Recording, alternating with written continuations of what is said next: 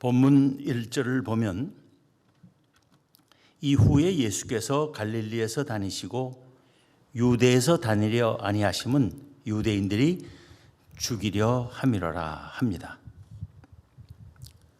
왜 유대인들이 예수님을 죽이려 했습니까?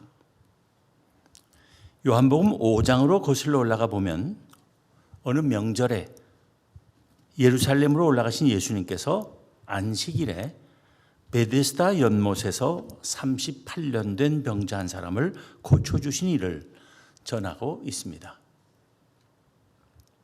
그런데 유대인들은 안식일에 병자를 고치는 것은 안식일을 범하는 일이라며 예수님을 핍박하게 되었습니다.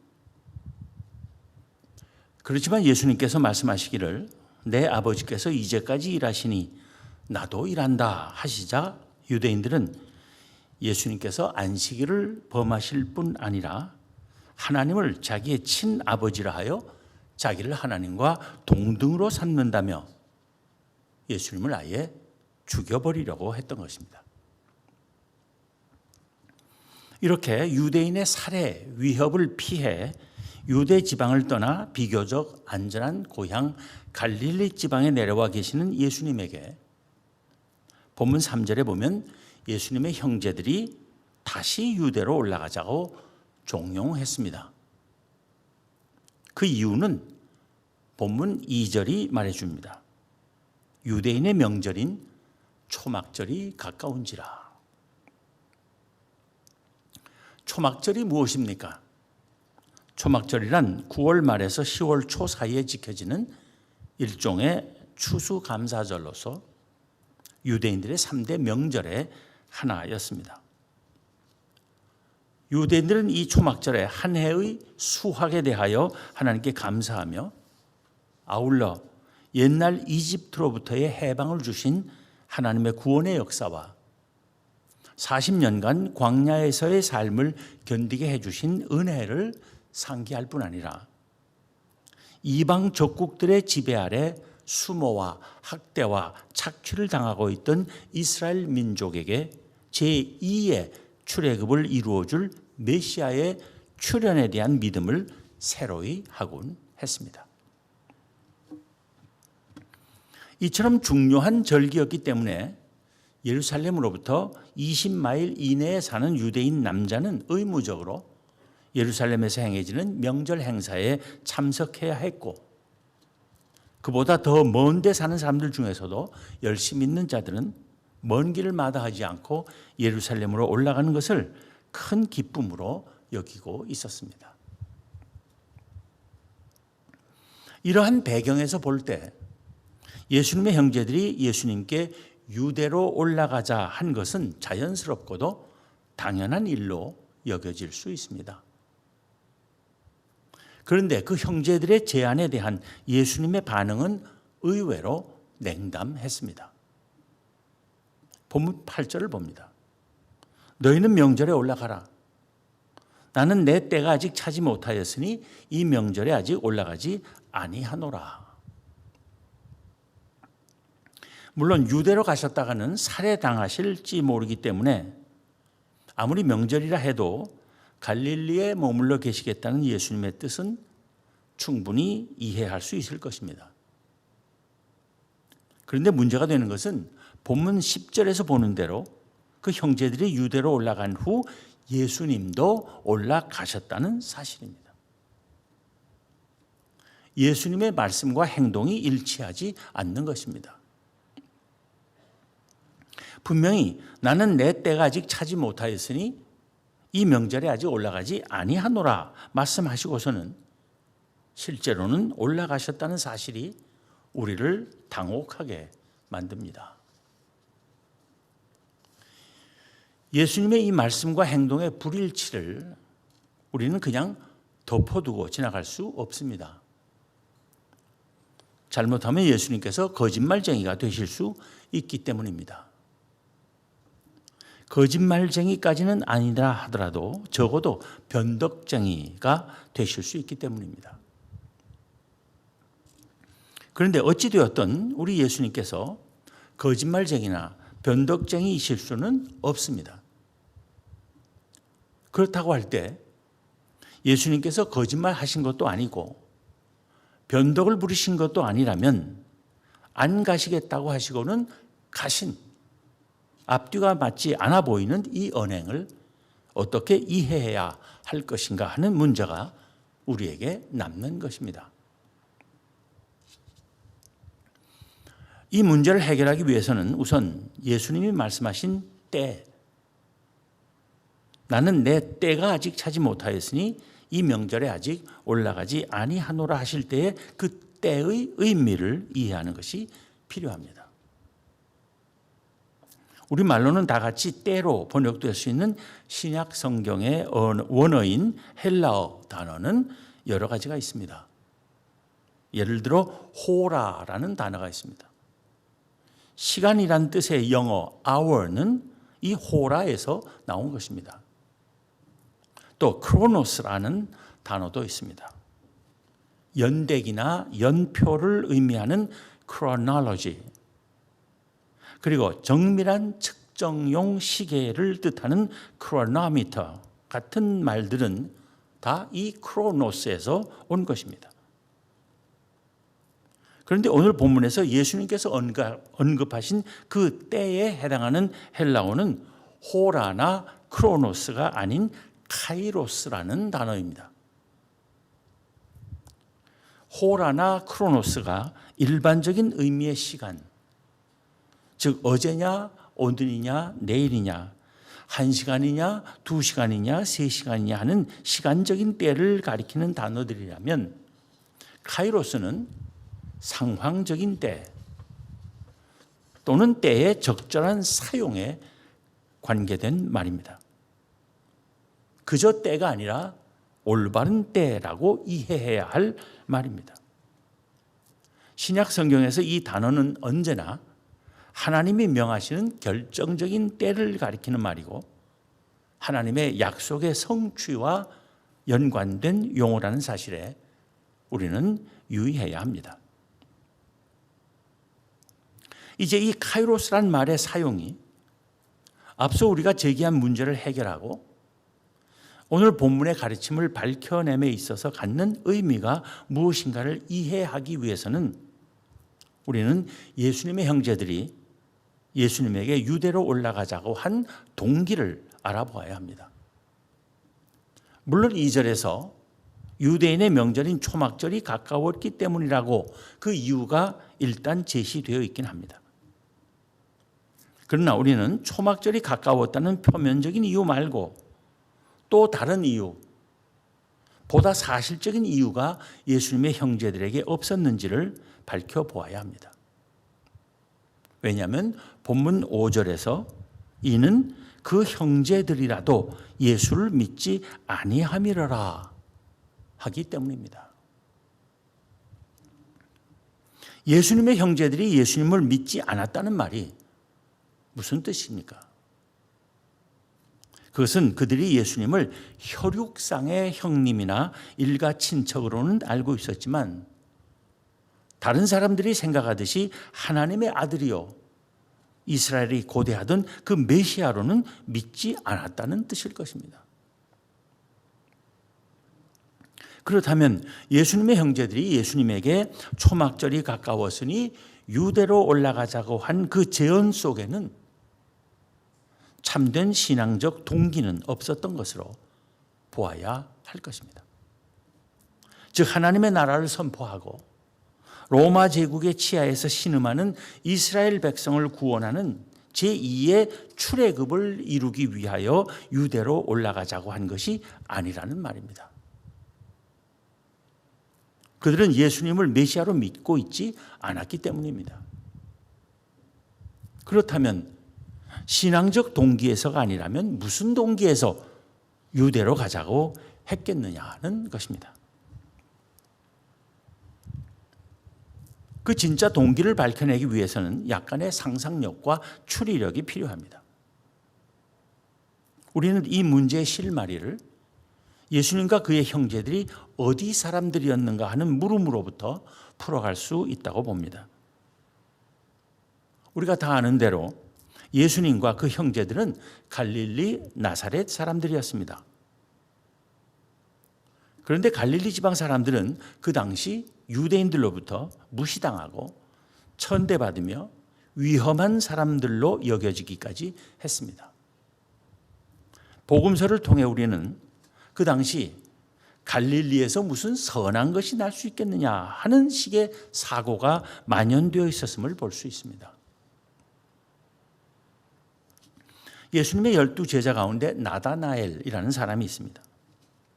나다나엘보다 먼저 예수님을 만난 친구 빌립이 나다나엘을 찾아가 나누는 대화를 요한복음 1장 45절 46절에서 봅니다. 빌립이 나다나엘에게 말하기를 모세가 율법에 기록하였고 여러 선지자가 기록한 그 일을 우리가 만났으니 요셉의 아들 나사렛 예수니라 하자 나다나엘이 대뜸 한 말이 무엇입니까? 나사렛에서 무슨 선한 것이 날 수 있느냐 였습니다. 그 자신 갈릴리 가나 사람이었던 나다나엘의 이 자조 섞인 푸념은 그 당시 갈릴리 사람들이 얼마나 유대 지방 사람들로부터 업신여김을 받고 있었는지를 잘 보여주는 사례일 것입니다. 그렇다면 예수님의 형제들에게도 갈릴리 사람으로서의 이 사회적 한이 맺혀 있었을 것임을 우리는 충분히 짐작할 수 있습니다. 아무리 애써봐야 사회적으로 인정받고 출세하기는 힘들게 되어 있었을 그 당시 예수님의 형제들에게 그들의 형님 예수는 그들에게 맺힌 사회적 한을 풀 수 있는 둘도 없는 기회로 여겨졌을 것임도 넉넉히 추측됩니다. 비록 그들이 예수님을 하나님의 아들이요 메시아로는 믿지 않았지만 그가 행하는 놀라운 이적 기사들이나 그가 베푸는 능력 있는 교훈 그리고 그를 많은 무리가 좇고 또 받든다는 엄연한 사실은 부인할 수도 없었고 또 무심히 넘길 일이 아니었을 것입니다. 형님 예수를 앞세우고 잘만 따라다니면 형님 덕분에 어깨 펴고 인정받고 의시될 수 있다는 생각이 왜 안 들었겠습니까? 갈릴리 사람들을 무시하고 우습게 보는 그 유대 사람들 코를 납작하게 해주고 속에 맺힌 한을 풀어보고 싶은 심정이 왜 안 일어났겠습니까? 게다가 돌아가는 이야기가 심상치 않았습니다.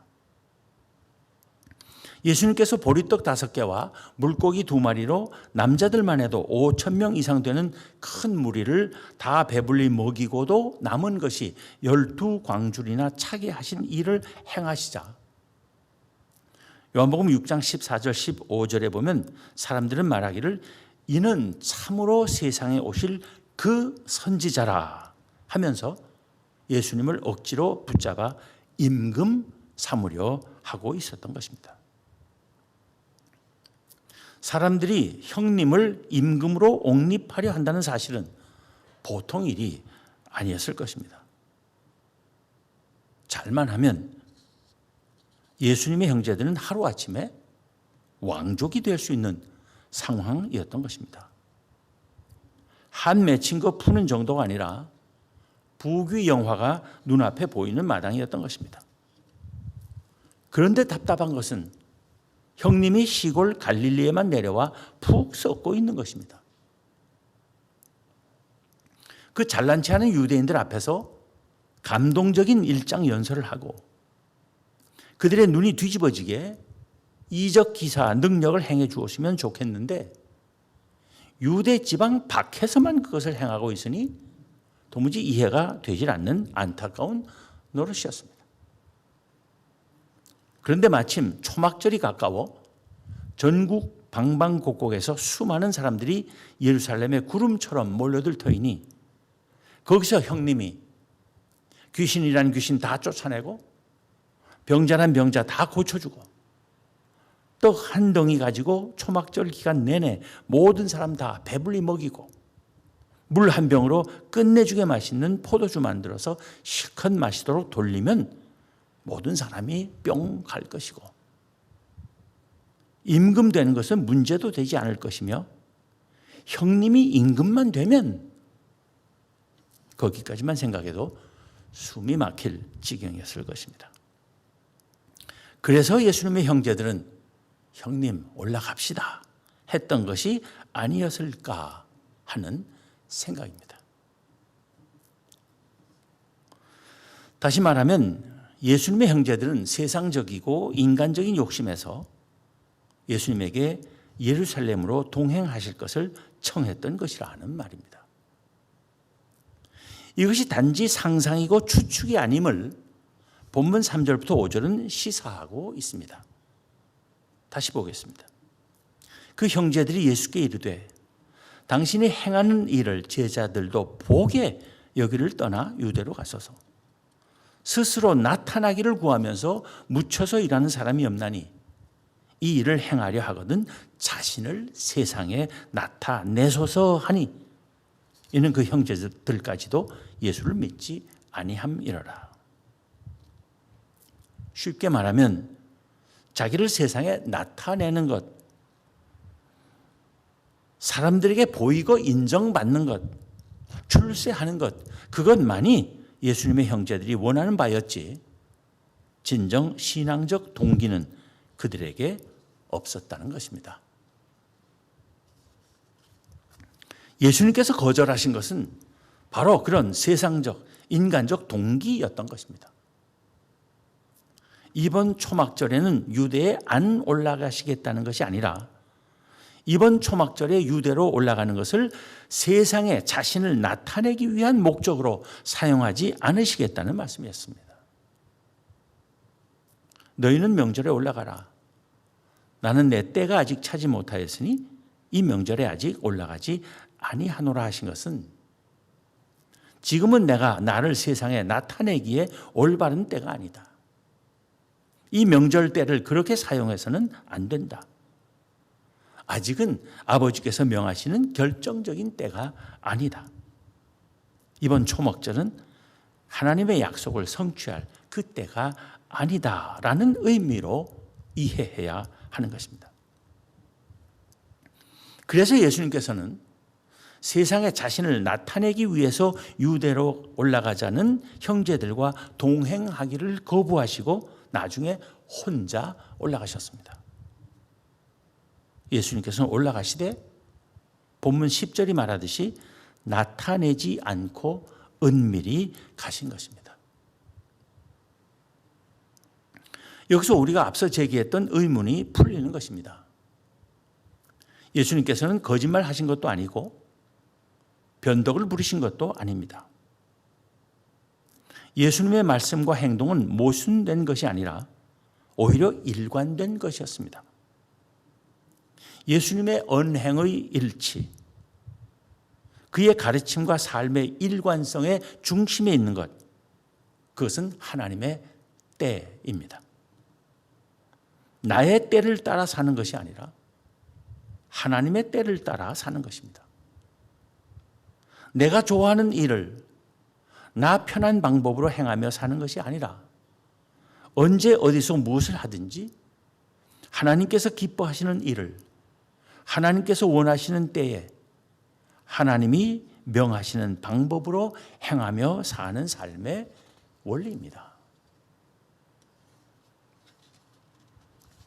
세상적인 기준에서 보면 예수님의 형제들의 판단이 옳았다고 볼 수 있을 것입니다.